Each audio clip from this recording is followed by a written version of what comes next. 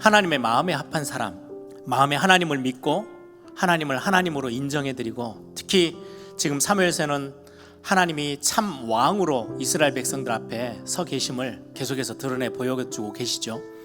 저와 여러분의 삶의 현장에, 산업의 현장에, 가정에, 특히 우리 교회에 하나님이 참으로 우리를 다스리시고 우리와 함께 하시는 그 비밀, 이거를 실제로 믿는 사람들을 통해서 하나님은 은혜를 베푸십니다. 그래서 오늘 말씀을 통해서 여러분들이 하나님의 음성을 듣고 또 하나님이 원하시는 것들을 찾는 그런 축복된 시간 되길 바랍니다. 사울의 아들 요나단이라고 1절에 기록하면서 요나단이 등장하게 됩니다. 그리고는 결론적으로 요나단 때문에 엄청난 승리를 맛보게 돼요. 그래서 성경은 하나님이 진정으로 원하시는 사람, 어떤 사람을 쓰시는지를 보여주시기 위해서 사울과 요나단을 지금 비교하고 있는 내용이 오늘 사무엘상 14장의 내용입니다. 지금 전쟁에 이제 대치되어 있는 상황이에요. 사울의 아들 요나단이 자기의 무기를 든 소년에게 이르되 우리가 건너가 블레셋 사람들의 부대로 건너가자 하고 그의 아버지에게는 아뢰지 아니하였더라. 보고하면은 반드시 말릴 거니까 절대 그렇게 하지 말라고 했을 거니까 이제 보고도 하지 않고 이제 두 사람이 블레셋 군대 진치고 있는 곳으로 들어갑니다. 그때 우리가 이 할례 받지 않는 자들에게로 건너가자. 이건 굉장히 중요한 의미가 있어요. 사울에게서는 한 번도 이런 고백을 들어본 적이 없어요. 할례를 받았다라는 거는요, 우리는 하나님의 백성이고 하나님께 속해 있고 저들은 하나님 밖에 있는 사람이야.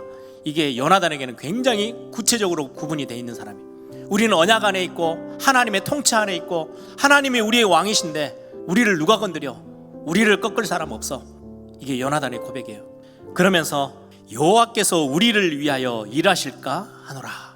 하나님이 우리를 위하여서 일하시면은 이 전쟁은 무조건 승리하게 돼 있어. 굉장한 확신의 고백이에요.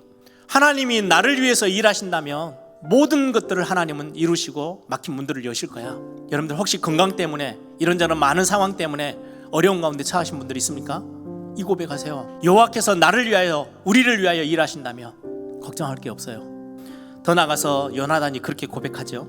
여호와의 구원은 사람이 많고 적음에 달려있지 않는다라고 고백해요. 우리 인생 하나님이 여러분들의 생사화복 책임지고 계세요. 여호와의 구원은 하나님의 손에 있음을 지금 요나단이 고백하고 있죠. 그러면서 또 요나단의 신앙의 고백을 한번 들어보세요. 하나님이 진짜로 이 싸움을 우리가 가서 싸워야 되는지 안 해야 되는지를 표정을 구하고자 하나님의 뜻을 구하는 지금 질문을 하는 거예요. 자기의 소견이 옳은 대로 그냥 행했던 이제까지의 사사시대 300년의 역사 속에 그걸 완전히 깨트리고 하나님이 우리에게 원하시고 하나님이 허락하시면 우리는 올라가서 싸울 거야. 그걸 확인해 보자. 이게 요나단의 고백이에요. 하나님의 뜻을 알고자 하나님께 기도하는 사람. 하나님의 뜻을 확인하자마자 쳐들어갑니다.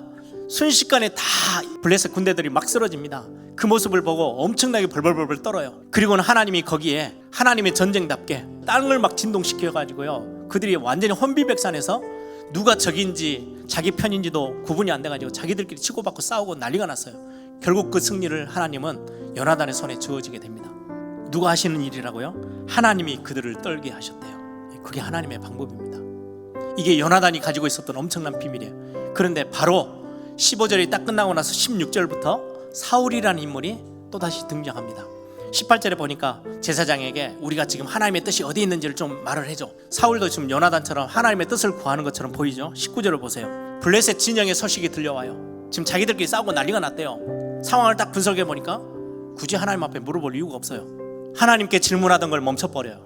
딱 사사시대의 모습이에요. 자기의 소견이 옳은 대로.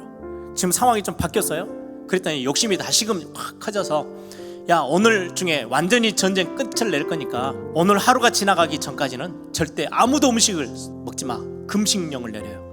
자기가 왕으로 지금 세워져 있는데 잘못하면 완전 자기의 자존심이 꺾일 수 있는 일에 뭔가 상황이 딱 바뀌고 나니까 그걸 회복하기 위해서 백성들을 굉장히 어렵게 만들었어요. 결국은 이것 때문에 또 하나의 사건이 벌어집니다. 사울이 여호와를 위하여 제단을 쌓았으니 이는 그가 여호와를 위하여 처음 쌓은 제단이었더라. 왕된 이후에 처음 드리는 제사였대요. 그리고는 37절 사울이 하나님께 묻자오되 내가 블레셋 사람들을 추격하리이까 주께서 그들을 이스라엘 손에 넘기시겠나이까 하되 그날에 대답하지 아니하신지라. 하나님이 속으시겠어요? 껍데기로 하고 있는데. 그러면 빨리 자기를 돌아봐야 될 거 아니에요. 뭐가 문제지? 내가 뭘 놓쳤지? 그런데 사울은 자기의 욕심 따라 책임을 상대편에게 돌립니다. 백성들 중에 누가 범죄했길래 하나님이 이렇게 답을 안 줘? 찾아내야 되겠다. 제비뽑기해요. 정녕 내 아들이 그랬다 할지라도 내가 죽일 거야. 근데 결국 제비뽑기했는데 아들이 뽑혀요. 아들을 죽이려고 해요. 얼마나 이상합니까? 자기의 욕심 따라서, 자기의 이익 따라서 움직이는 사울왕의 모습을 성경은 낱낱이 고발하고 있어요.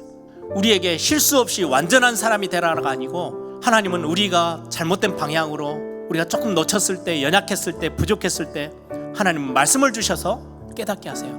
근데 사울은 그거를 듣지 않아요. 마지막 52절을 보세요. 사울이 사는 날 동안에 블레셋 사람과 큰 싸움이 있었으므로 사울이 하나님을 의지하였더라. 이렇게 되지 않아요. 힘센 사람이나 용감한 사람을 보면 그들을 불러 모았더라. 끝까지 은혜 속에 부름을 받았는데 결국은 은혜를 박차고 은혜에서 떨어져 나간 사울의 모습, 하나님이 그를 쓰시지 않으셨어요. 요단안의 결론은 뭔지 아세요? 여호와께서 그날에 이스라엘을 구원하심으로 전쟁에서 승리케 하셨다고 성경은 반대의 이야기를 적고 계세요. 누구를 통해서 하나님은 이 일을 하십니까? 참 어렵고 힘들었지만 기도에 무릎을 꿇었던 한나를 통해서, 하나님 앞에 엎드렸던 어린 사무엘을 통해서, 사울이 아니고 요나단을 통해서 하나님은 하나님의 일을 하시기 시작했어요. 사무엘서를 보면서 우리는 교회가 붙잡아야 될, 우리 가정이 붙잡아야 될, 여러분들 산업의 현장에서 내 인생을 두고 뭘 붙잡고 뭘 회복해야 되는지를 오늘 말씀을 통해서 확인하는 시간 되길 바랍니다.